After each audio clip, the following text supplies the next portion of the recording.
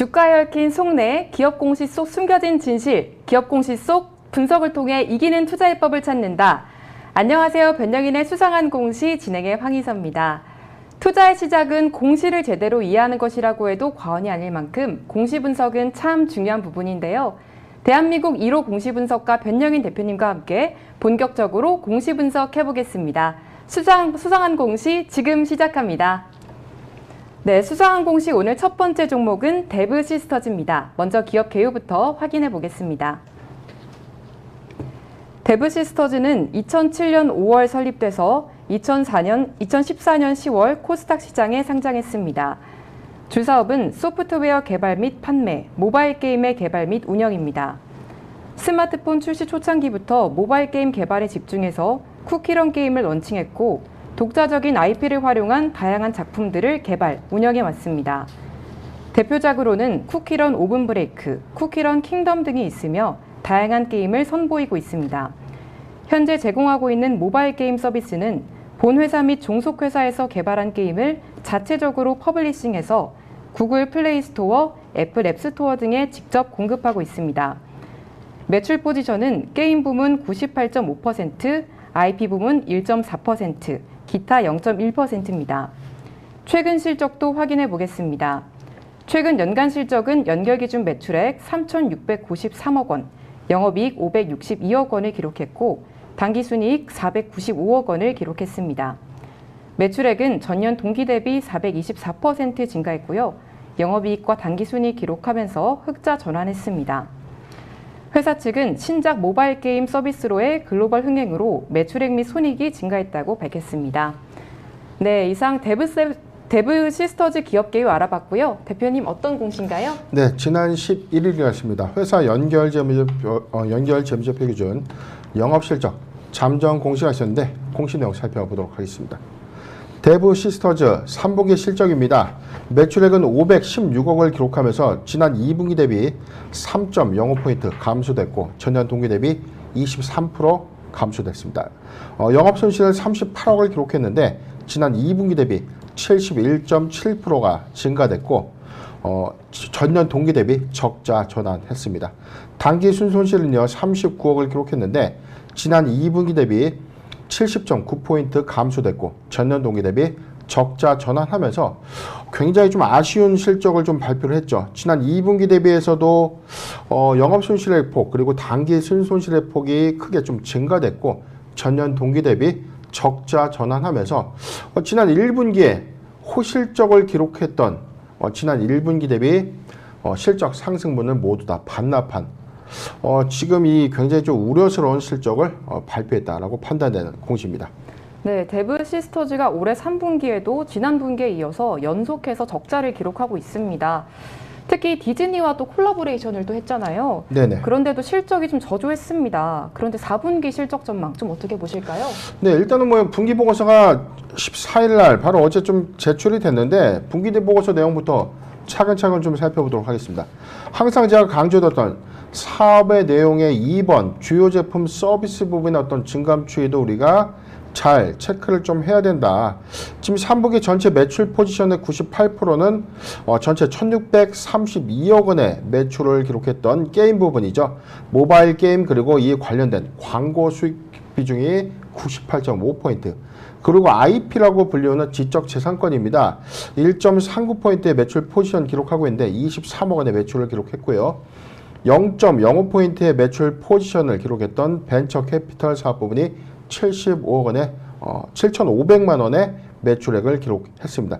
전체 1,656억 원의 매출액을 좀 기록을 했는데 지금 4번 매출 및 수주 사항의 어떤 증감 추이도 좀 이어서 보도록 하죠. 게임 산업의 부분 2020년도 대비 2021년도에 쿠키런 게임의 어떤 신작 흥행 효과로 인해서 418억 원에 불과했던 매출액이 지난해 2119억 원까지 좀 크게 급증을 했는데 올해 3분기 전체 게임액은 국내 700억 원입니다. 전체 누계치를 보면 696억을 기록했던 2020년도 2021년도에 3,672억을 기록했는데 근본 1,632억 원을 좀 기록하면서 실적이 크게 감소되고 있는 추이를 보이고 있다. 자, 이 점이 굉장히 우려스러운 부분이다. 그렇다면 4분기에 실적 회복에 대한 어떤 우려감 실적 회복의 어떤 가능성이 좀 가시화 좀 될 것인가. 자, 이 부분이 관건인데 일단 게임 산업의 어떤 흥행 여부에 대해서 우리가 좀 고민해 볼 필요가 있어요. 특화된 부분에서 코로나19의 최대 수혜로 좀 작용됐던 게임 산업의 어떤 실적 호조가 엔더믹 전환 이후에 오히려 실적 감소 요건으로 좀 작용됐고, 자, 이게 최초의 뭐 이 쿠키런 킹덤의 흥행 이후에 지금은 흥행 기대감들이 다소 좀 희석된 네. 그런 우려감들 속에서 신작 게임의 어떤 출시 부재가 실적 기조의 어떤 아성을 좀 무너뜨린 계기가 된 것이 아닌가 좀 예상을 해봤습니다. 4분기 실적 기조까지는 아직 신작 게임의 어떤 흥행 여부, 신작 게임의 어떤 출시가 부재한 이 상황 속에서 4분기의 실적 악화도 기조가 좀 더 유지되지 않을까 전망을 해봤습니다. 네, 방금 말씀해주신 대로 신작 부재가 좀 주된 원인이지 않을까 하는 의견까지 제시해 주셨습니다. 그런데 이 데브 시스터즈가요, 1분기에도 호실적을 아까 말씀해 주신 대로 기록했었습니다. 그런데도 1년 만에 상승폭을 그대로 또 반납을 했고요. 그러면서 적자 전환까지 했는데요.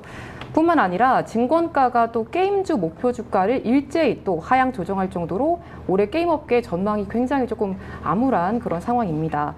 향후에 좀 게임업계 어떻게 보실까요?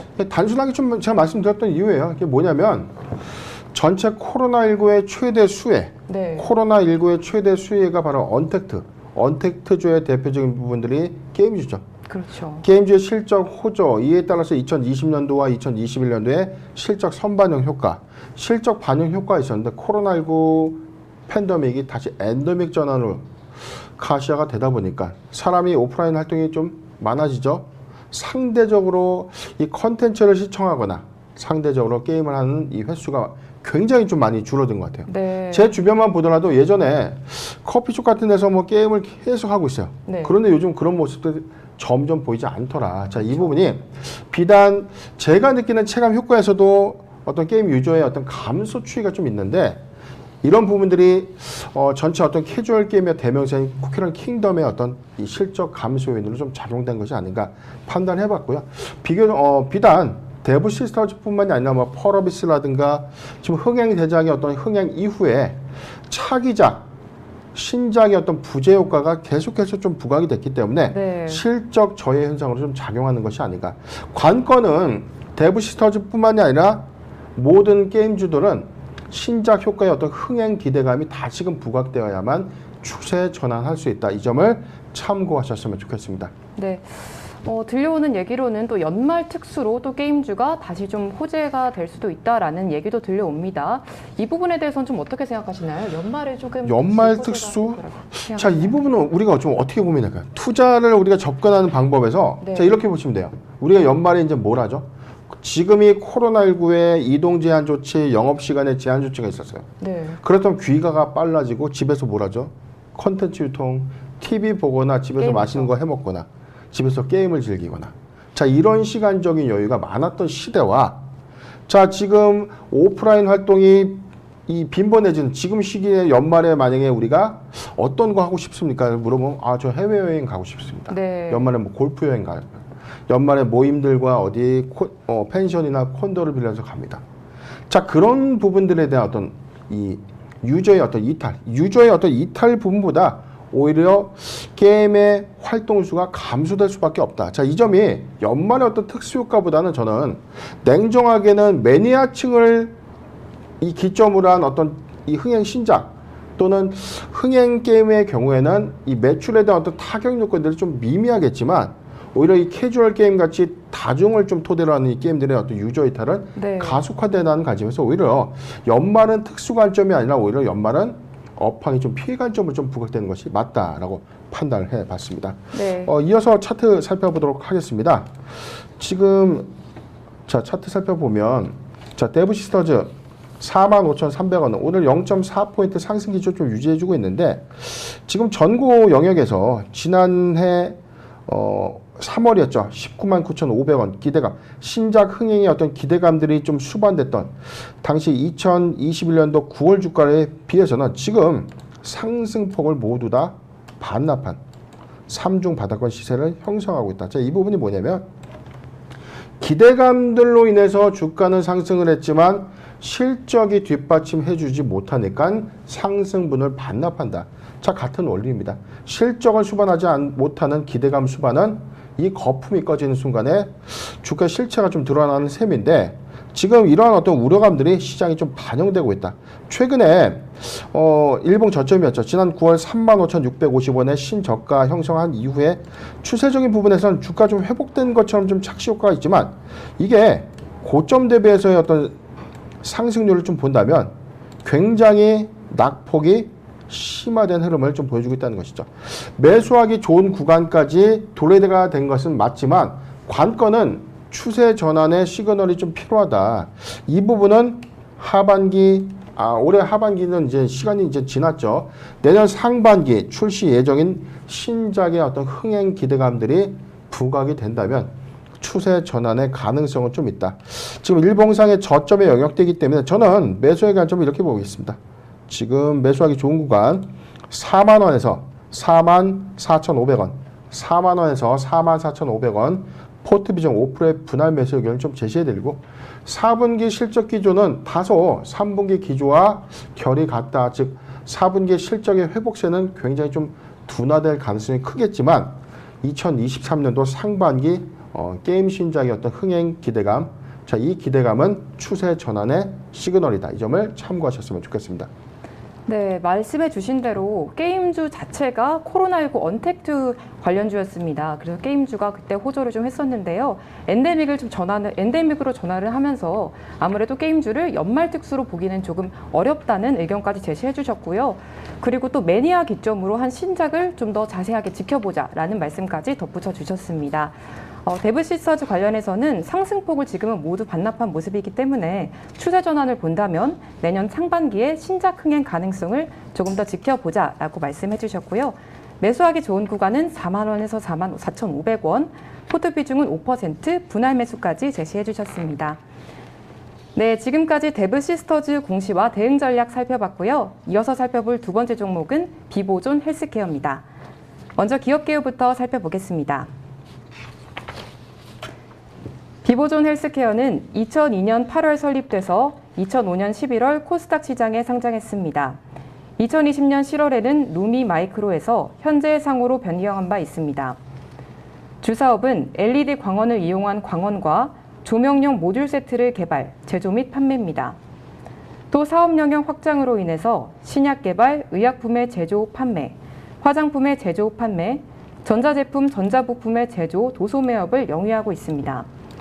사업부문은 LED 사업부문과 제약 사업부문, 화장품 사업부문으로 구분되며 매출 포지션은 LED 사업부 16.2%, 제약 사업부 80.1%, 화장품 사업부 3.6%입니다. 최근 실적도 확인해 보겠습니다. 연간 실적은 2021년 연결 기준 매출액 577억 원, 영업손실 179억 원, 당기순손실 710억 원을 기록했습니다. 매출액은 전년 동기 대비 32.4% 증가했고요. 영업손실은 125% 증가했으며 당기순손실은 61% 증가했습니다. 회사 측은 코로나19 영향으로 수출액이 감소했고 영업활동 비용 증가와 관계기업 손실 증가로 손실이 증가했다고 밝혔습니다. 네, 이상 비보존 헬스케어 기업개요 한번 알아봤고요. 대표님 어떤 공시인가요? 네, 바로 11일이었습니다. 회사 주요 사항 보고서 전환사채권 발행 결정을 공시했는데 공시 내용 살펴보겠습니다. 주요 사항 보고서입니다. 전환사채권의 발행 결정입니다. 회사가 자금 조달을 하는데 자, 빚이죠. 사채를 발행해서 향후에 주식으로 전환할 수 있는 권리를 갖는 이 신종 채권이 바로 전환사채권입니다. 회사 제20회차 무기명시 무보증 3호 전환사채 발행을 결정했는데 전체 발행 금액은 60억 원입니다.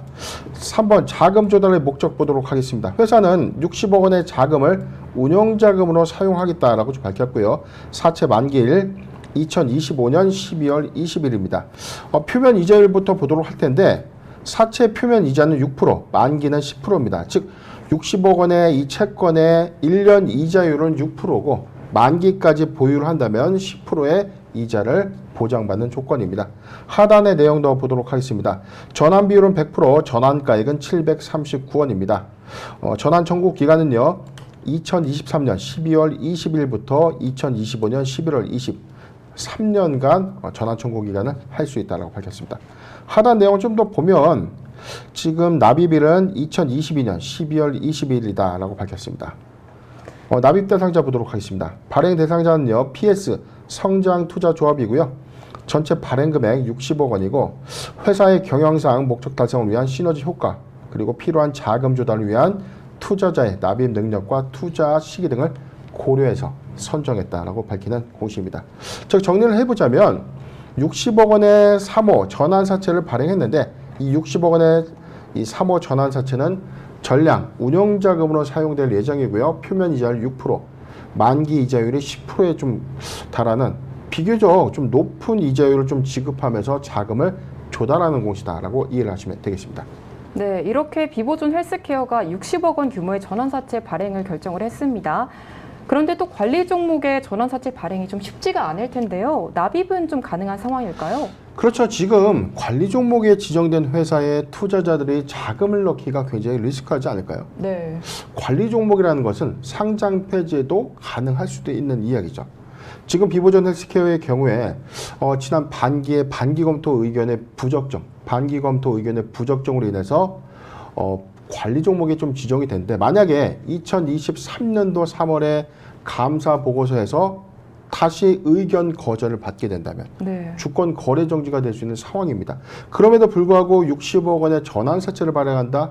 자, 이에 따른 이자율이 물론 표면 이자율 6%, 만기 10%이기 때문에 상당히 높은 이자를 지급하면서 자금을 유치하는 것까지는 좋은데 이게 관리 종목으로서의 납입이 좀 가능할까? 자, 이 부분에 대한 어떤 이 궁금증, 자, 이 부분에 대한 어떤 납입 완료에 대한 어떤 우려감도 작용될 수는 있는 것이다 라고 좀 판단해 봤는데 이자율을 좀 감안을 했을 때는 충분히 또 납입이 또 가능한 수치입니다. 회사가 납입에 대한 어떤 이슈, 상환에 대한 어떤 문제만 없다면 저는 충분히 이 투자자 입장에서 좀 메리트 있는 투자는 아니었나. 표면 6%, 만기 10%라는 것은 최근에 사채 발행의 어떤 이자율을 우리가 좀 표면적으로 볼 때 상당히 좀 높은 이자율이기 때문입니다.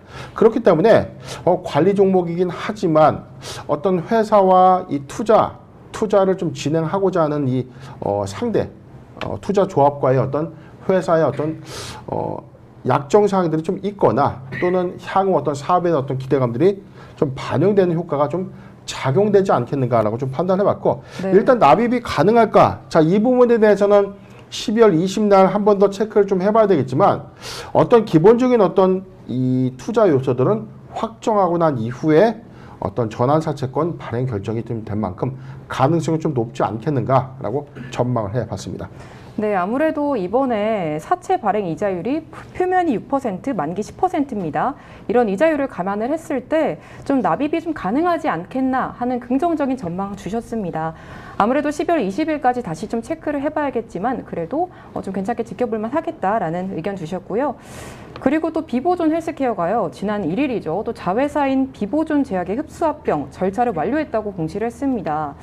이번 합병으로 인해서 계속 기업에 대한 우려감도 좀 많이 있을 것 같아요. 근데 이걸 좀 해소할 수 있을까요? 네, 관건은 지금 계속 기업에 대한 어떤 우려감이에요. 지금 공시를 좀 잠깐 보면 회사 8월 16일 했습니다.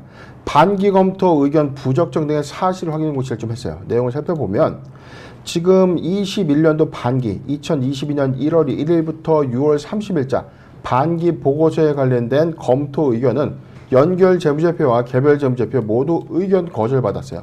신뢰성 있는 반기 재무제표를 수령하지 못했고 계속기업의 가정 불확실성이 존재한다.